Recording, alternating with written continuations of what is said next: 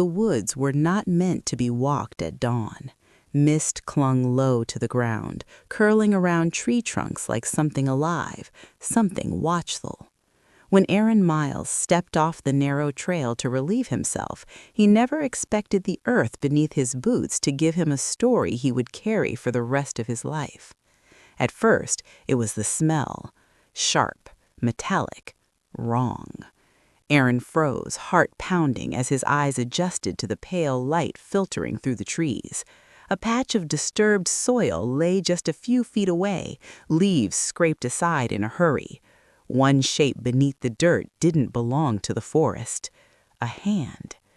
It took the police less than 30 minutes to secure the area, but by then the woods had already given up their secret. Yellow tape cut through the fog as detectives worked in silence. No birds, no wind, just the soft scrape of shovels and the distant crackle of radios. Detective Clara Whitmore crouched near the shallow grave, her expression unreadable. The body had been buried hastily, wrapped in a tarp that had torn under the weight of damp soil. The face was pale, lips tinged blue, eyes half open as if frozen mid-thought. "This wasn't done by someone experienced," Clara said quietly. "No depth, no care." Her partner, Detective James Rowe, nodded. Or someone panicked. They searched the body carefully. No wallet, no phone. But when Clara noticed the ring, silver, worn smooth on the inside, she paused. "Engraving," she murmured. "Initials, D.H." Within hours, the name surfaced. Daniel Hale, age 28, reported missing 11 days earlier. The Hale family lived just outside town, well-known and well-liked. The father, Richard Hale, owned a small construction company. The mother, Evelyn, volunteered at the local hospital. Daniel's younger brother, Mark, coached high school football. A good family, that's what everyone said. But good families didn't end up in shallow graves. The knock on the Hale family door came just after noon. Evelyn Hale opened it with a hopeful smile that collapsed the moment she saw the officers. Her hands flew to her mouth as Clara spoke Daniel's name. "No," Evelyn whispered. "You said he'd come home." Inside, the house smelled of coffee and lemon cleaner. Family photos lined the walls, birthdays, holidays, smiles frozen in better times. Richard Hale sat stiffly on the couch, jaw clenched, eyes glassy but dry. Mark stood near the staircase, arms crossed, refusing to sit. When Clara confirmed the identity, Evelyn broke. Her sobs echoed through the house, raw and unrestrained. Mark stared at the floor, breathing hard. Richard said nothing, only nodded once slowly, as if accepting a truth he had already known. Clara noticed that. Grief came in many forms, but shock usually came first. Richard Hale skipped it entirely. "We'll need to ask some questions," James said gently. "Of course," Richard replied, too quickly. "Whatever you need." They asked about Daniel's last days, his routines, his relations. Evelyn spoke through tears. "He was stressed, work, money. He argued with his brother, but brothers fight. It didn't mean anything." Mark's head snapped up. "That's not fair." Clara caught the tension immediately. "Can you tell us about the argument?" she asked calmly. He hesitated. "It was stupid, about Dad's business. Daniel wanted out, wanted his share early." Richard shifted in his seat. "That's not how it happened," he said sharply. Clara watched them carefully. This wasn't fresh tension. It was old, well-worn. Before leaving, James asked one final question. "Did Daniel have his phone with him the night he disappeared?" "Yes," Evelyn said. "He never went anywhere without it." That detail followed Clara back to the station like a shadow. At 6:43 a.m. on the morning Daniel's body was found, his phone had pinged a cell tower on the east side of town, 6 hours after the estimated time of death. "That's not possible," James muttered as he stared at the screen. "Unless," Clara said slowly, "the phone wasn't with the body. Or the body wasn't where the phone said it should be." They re-examined the crime scene photos. Something felt off. No drag marks, no pooling of blood. The soil beneath the body was undisturbed. "She wasn't killed here," Clara said. James looked up. "You're sure?" "She's certain," the medical examiner said from the doorway. "Cause of death, blunt force trauma to the head. There should have been blood everywhere. There wasn't." Silence settled over the room. "So the woods are a dumping ground," James said, "not the crime scene. And someone wanted us to find him, just not too soon." That night, as rain washed over the forest, Clara drove past the Hale house again. One light was still on. Inside, the family sat together in silence. Evelyn clutched Daniel's old jacket, rocking slightly. Mark stared at his phone, unread messages lighting the screen. Richard stood by the window, watching the dark yard like he expected someone to emerge from it. None of them noticed the subtle detail Clara saw through the glass. A second phone, lying face down on the kitchen counter. And when Clara ran the number an hour later, her stomach tightened. It was Daniel's, which meant only one thing. Someone in that house had kept it. Someone had moved the body. And the truth wasn't buried in the woods. It was living, breathing, and breaking apart behind closed doors. The Hale house no longer felt like a home. By the second morning after the body was found, it had become a place of quiet surveillance. Curtains half drawn, phones silenced, words chosen too carefully. Grief still hung in the air, but beneath it ran something sharper, fear. Detective Clara Whitmore returned just after sunrise. Richard Hale answered the door this time. He looked older than he had 2 days earlier, his shoulders sagging as if the weight of the truth pressed constantly on them. "We need to talk," Clara said, "all of you, separately." No one argued. Mark Hale sat across from Clara in the dining room, his foot tapping relentlessly against the chair leg. He hadn't slept. It showed in his bloodshot eyes and clenched jaw. "You and your brother argued the night he disappeared," Clara began. "Tell me exactly what happened." Mark exhaled sharply. Daniel was angry. He wanted money, his share of the company. Dad kept saying it wasn't the right time. "Did it get physical?" Mark's jaw tightened. "No, we shouted. That's it." Clara slid a photo across the table, a still image from a gas station camera, Mark's truck time-stamped at 11:47 p.m., the night Daniel vanished. "You told us you went straight home." Mark stared at the photo. His foot stopped tapping. "I drove around," he admitted. "I needed air." "Where did you go?" "Nowhere," he snapped, then corrected himself. "Just roads, thinking." Clara leaned back. "Mark, your brother died that night. If you're leaving things out—" "I didn't kill him," Mark said, his voice cracking. "But he said something he shouldn't have." "What did he say?" "That he was done protecting Dad." Clara didn't interrupt. "He said the business wasn't clean, that money had gone missing, that if Dad didn't give him his share, he'd talk." Silence followed. "Talk to who?" Clara asked. "The police," Mark whispered. Evelyn Hale's interview was different.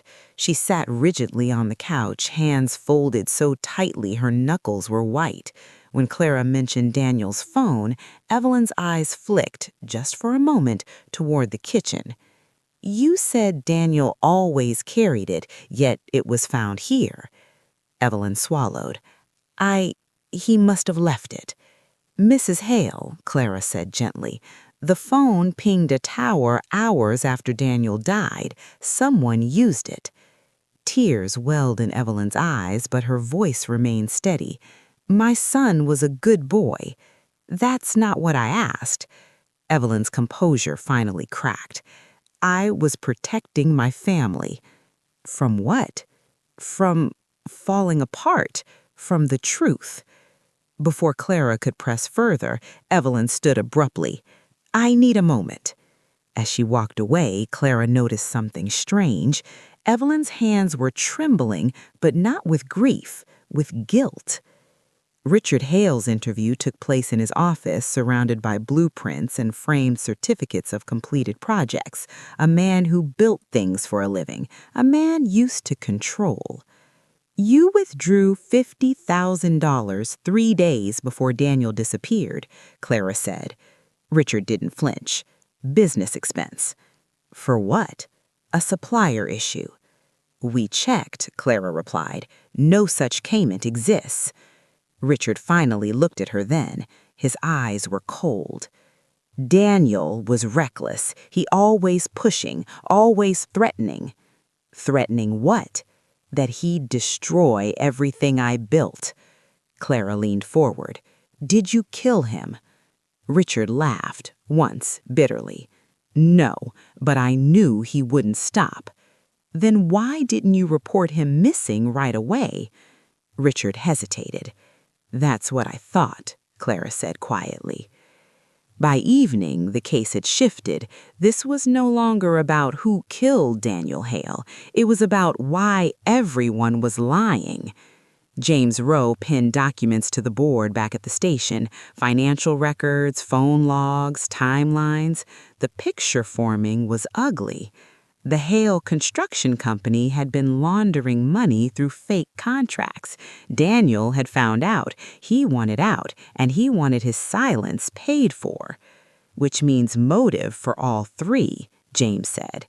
"Not equally," Clara replied. "Someone moved the body. Someone kept the phone. That takes planning." They traced the phone's last activity to a familiar location, the Hale garage. A forensic team arrived after midnight. Under ultraviolet light, the truth revealed itself. Blood, cleaned but not well enough. "It happened here," James said softly. "Or started here," Clara corrected. At 2:13 a.m., Mark Hale was arrested for questioning after attempting to leave town. "I was just going for a drive," he insisted as officers cuffed him. "Like the night Daniel died?" James asked. Mark said nothing. Meanwhile, Evelyn sat alone at the kitchen table staring at Daniel's phone. She picked it up, thumb hovering over the screen, as if considering one last call. Richard stood in the doorway watching her. "You should have destroyed it," he said. Evelyn looked up, tears streaming. "You should have told the truth." Outside, red and blue lights painted the house in violent color. Inside, the family finally began to fracture, because the investigation had uncovered something far worse than murder. It had uncovered a choice, and soon someone would have to admit they made it. The interrogation room smelled of stale coffee and disinfectant, a place where truth was supposed to surface, but often didn't. Mark Hale sat alone at the metal table, hands clasped so tightly his fingers had gone numb. He had asked for a lawyer, then waved one off. Whatever was coming, he wanted it over with. Detective Clara Whitmore entered quietly, a thin folder tucked under her arm. "You tried to leave town," she said, sitting across from him. "That doesn't look good." Mark gave a hollow laugh. "Nothing about this looks good." Clara opened the folder and slid out a photograph. The family garage, luminol glowing bright against the concrete floor. "That's your blood?" she asked. "No," Mark said quickly. "Daniel's." "And how did it get there?" Mark stared at the image, his breathing uneven. "Because that's where he fell." Clara didn't react. She let the silence do the work. "He came home angry," Mark continued, voice low. "Dad wasn't there. Mom was asleep. We argued. He shoved me. I shoved back. And he hit his head," Mark whispered, "on the workbench. He dropped, just like that." Clara's eyes narrowed. "You expect me to believe you killed your brother by accident, and then, what, everyone else covered it up?"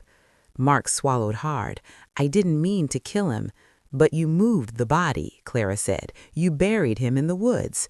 Yes, Mark said, tears finally spilling, because Dad said it was the only way to protect Mom. Clara closed the folder. You're lying, she said calmly. Mark looked up, startled. What? You're lying about something important, and you're not very good at it. Before Mark could respond, the door opened. James Rose stepped in, his face grim. We just got something, he said to Clara. You're going to want to see this. Across town, the family cabin stood silent, half hidden by trees and neglect. It was a place meant for weekends and fishing trips, now wrapped in police tape. Inside, officers found a jacket buried beneath loose floorboards, Daniel's jacket, stiff with dried blood, and inside the pocket, a crumpled receipt dated the night of his death, time-stamped hours after Mark claimed Daniel was already dead. Someone else was here, James said, after the fight. Clara nodded slowly. Mark's covering, but not for himself. Evelyn Hale sat alone in the interview room, her eyes red, her face hollow. She had stopped crying hours ago. Now there was only exhaustion. You raised 2 sons, Clara said softly. You know when someone is lying to protect someone they love. Evelyn looked up sharply. Mark didn't kill Daniel, Clara continued, but he thinks he has to take the blame, for you or for his father. Evelyn's lips trembled. He was always the strong one, she whispered, always cleaning up messes. What happened that night? Clara asked. Evelyn shook her head. I can't. You already are, Clara said gently, by staying silent. Evelyn's composure shattered. It wasn't supposed to happen, she sobbed. They were shouting. I heard everything. Clara leaned forward. Who? Richard and Daniel. Her breath caught. Daniel told his father he had copies of the financial records, that he'd go to the police in the morning. And then Richard lost control. Richard Hale was arrested less than an hour later. When officers knocked, he didn't resist. He simply looked tired. At the station, he sat upright, hands folded, eyes fixed on the table. I didn't plan it, he said before Clara even spoke, but I won't let my son rot in prison for me. Clara waited. He came at me, Richard continued, accusing me, threatening to destroy everything. I pushed him away.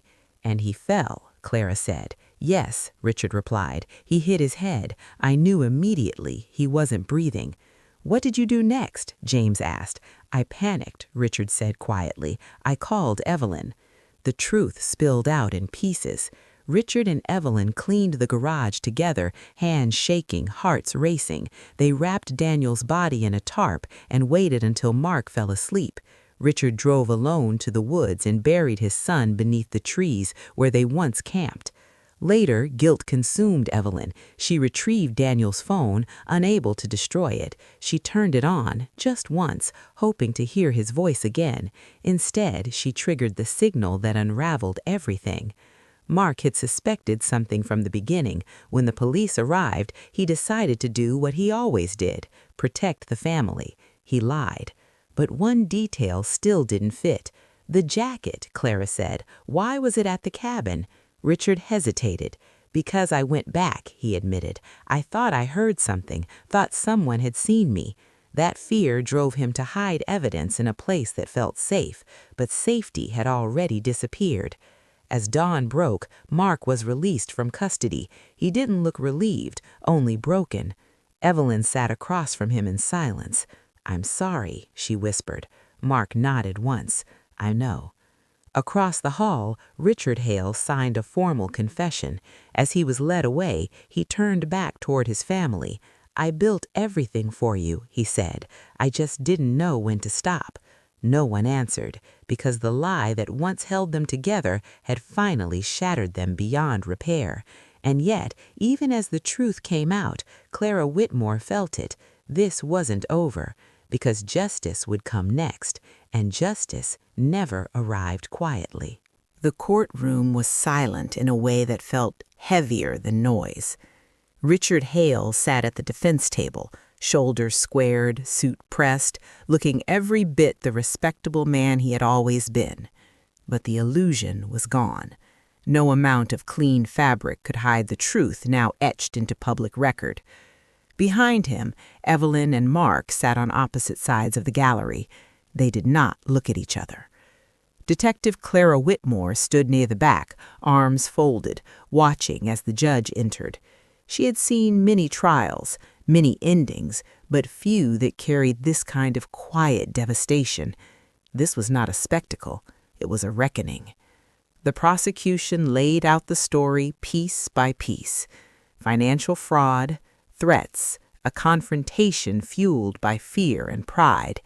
They described the argument in the garage, the single shove, the fatal fall.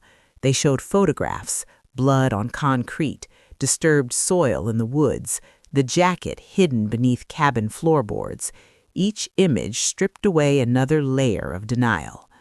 When Evelyn was called to testify, the courtroom seemed to shrink. She took the stand slowly, hands trembling. "I loved my son," she said, her voice barely steady. "I loved them both." The prosecutor asked the question everyone had been waiting for. "Why didn't you call for help?" Evelyn closed her eyes. "Because my husband said it was already too late, and because I was afraid of losing everything." The truth echoed through the room. Fear hadn't pulled the trigger, but it had buried the body. Mark was called next. He looked smaller up there, stripped of the role he'd played his whole life, the fixer, the protector. When asked why he lied to police, he didn't hesitate. "Because that's what my family always did. We covered cracks, we hid problems. I thought if I carried the blame, maybe we could still be a family." His voice broke on the last word. There was no cross-examination harsh enough to undo what he had already lost. Richard Hale took the stand last. He did not cry, he did not raise his voice. "I didn't mean to kill my son, but I did, and every choice I made after that was wrong." The defense tried to frame it as an accident, a moment of uncontrolled emotion, but the prosecution didn't argue intent. They argued responsibility, and responsibility was undeniable. The verdict came late in the afternoon. Guilty. Richard Hale showed no reaction as the sentence was read. 25 years without parole for second-degree murder and additional years for financial crimes. As he was led away, he turned once more toward his family. Evelyn looked down. Mark looked away. The doors closed behind him with a final, echoing sound. Outside, reporters swarmed the courthouse steps, shouting questions, searching for reactions. Clara slipped past them unnoticed, the way she always did. This case hadn't belonged to the media. It had belonged to a family that no longer existed. Weeks passed. The Hale house was sold, the business dissolved, the name became something people whispered. Evelyn moved into a small apartment near the hospital where she now volunteered full-time. Helping strangers was easier than facing memories. She kept Daniel's ring in a drawer she never opened. Mark left town. He didn't tell anyone where he was going, only that he needed somewhere no one knew his last name. The weight he carried wasn't legal. It was permanent. One autumn evening, Clara returned to the woods. The leaves had grown back. The soil lay smooth and undisturbed. No tape, no markers. Nature had reclaimed the place where the truth had been hidden. She stood there for a long time, thinking about how close this case had come to ending differently. If the phone had been destroyed, if the body had been buried deeper, if love hadn't twisted into loyalty at the wrong moment. Justice hadn't come easily, but it had come. Back in town, the story faded into something people referenced in hushed tones, a cautionary tale, a tragedy, a reminder. A family undone not just by a crime, but by the choices made after it. The woods remained silent, but the damage endured. Because some investigations don't just solve murders, they expose the fragile truth beneath everything we pretend to protect.